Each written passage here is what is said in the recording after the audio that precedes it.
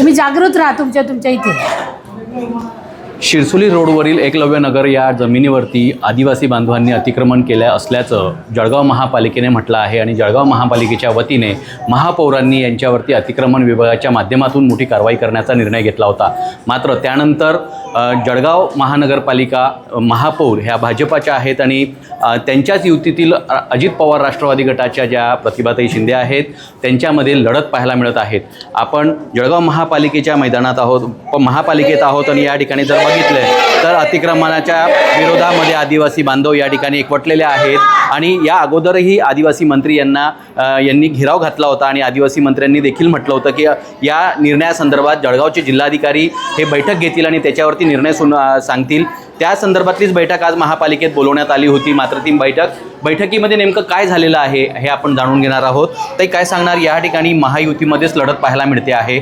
जर बघितलं तर आदिवासी बांधवांसाठी तुम्ही या ठिकाणी आदिवासी मंत्र्यांना पण भेटला होतात, आज मीटिंग ठरवली होती, या मीटिंगमध्ये नेमका काय निर्णय झाला आहे?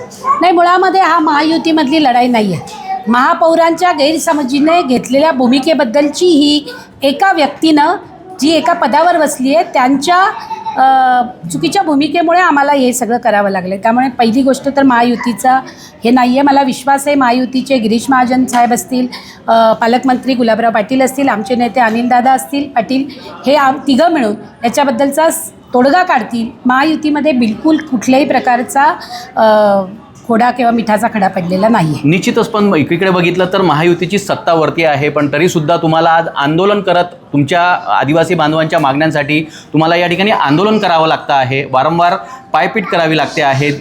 आदिवासी मंत्री असतील यांना देखील तुम्ही घेराव घातला होता, तरीसुद्धा युती असल्यावर सुद्धा तुम्हाला हे संघर्ष करावा लागतोय। काय होतं, कधी कधी चुकीच्या भूमिकेमधून काही लोक निर्णय घेतात, त्यांच्याविरुद्ध लढावं लागतं। आणि माझे नेते स्वर्गीय अजितदादा पवार आणि आत्ता आमच्या राष्ट्रीय अध्यक्षा सुनेत्राताई पवार यांनी मला आश्वस्त केलेलं आहे की आपण शिवशाहू फुले आंबेडकरांची भूमिका घेऊन लढणारे माणसं आहोत।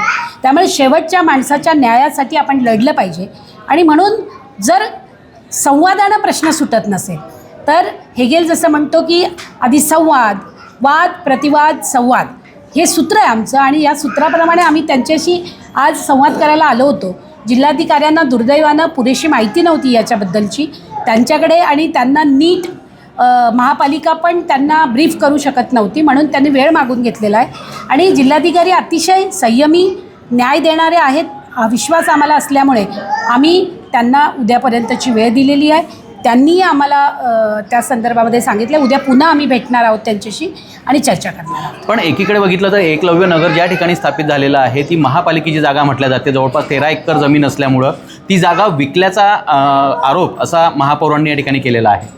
हे बघा, महापौर काय आरोप करतात आणि त्याला आता आम्ही त्यांच्यावर एक आरोप केलेला आहे, आम्ही पुराव्यासह सांगतोय।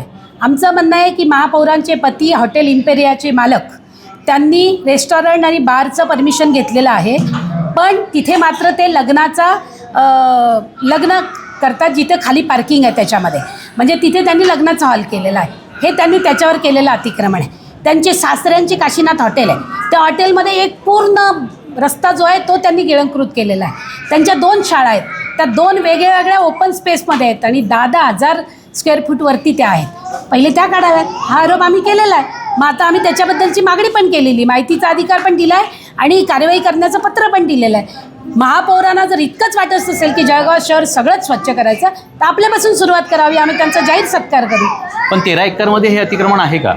हे 13 एकरमध्ये अजिबात नाही आहे, खोटं बोलत आहे। ते जास्तीत जास्त 1.5 एकरमध्ये आहे, तिथे एकलव्याचा पुतळा पण उभा केलेला आहे। मला एक सांगा, अतिक्रमण काढताना जर एकलव्याच्या पुतळ्याला हात लावला अख्खा महाराष्ट्र पेटून उठेल, महाराष्ट्रातला आदिवासी पेटून उठेल याचं भान आहे की नाही महापौरांना? त्यामुळे संवादातनंच प्रश्न सोडवले पाहिजे अशी आमची त्यांना अजूनही आव्हान आहे की संवादातनं प्रश्न सोडवा। पण एकीकडे जर तुमचा निर्णय नाही झाला तर तुमचं काय पाऊल असणार आहे? निर्णय झाला नाही तर आम्ही जळगावच्या महानगरपालिकेमध्ये आमचा संसार आणू आणि इथेच आम्ही स्वयंपाक करू, इथेच राहून इथेच झोपू, हे आमचं आंदोलन आहे। निश्चितच बघितलं तर एकीकडे आदिवासी बांधवांच्या अतिक्रमणाचा प्रश्न हा मोठ्या त्याला बोलवा. प्रमाणात पेटलेला पाहायला मिळत आहे, तर दुसरीकडे महापौरांनी आपलं स्वतःचं त्याला- अतिक्रमण अरे, पहिल्यांदा त्याला काढावं, बोलवायला- नंतरच या गणेश. गरिबांच्या झोपड्यांना हात लावावं असं आव्हान देखील प्रतिभा शिंदे यांनी केलेलं आहे. जर आमच्या बाजूने योग्य तो निर्णय झाला नाही तर याच ठिकाणी महापालिकेच्या प्रांगणामध्ये आयुक्तांच्या दालनाच्या बाहेरच आम्ही आमचा संसार थाटू असं आव्हान देखील या ठिकाणी प्रतिभा शिंदे यांनी केलेलं आहे. सुमित देशमुख, लोकशाही मराठी, जळगाव. त्याला बोलवलं.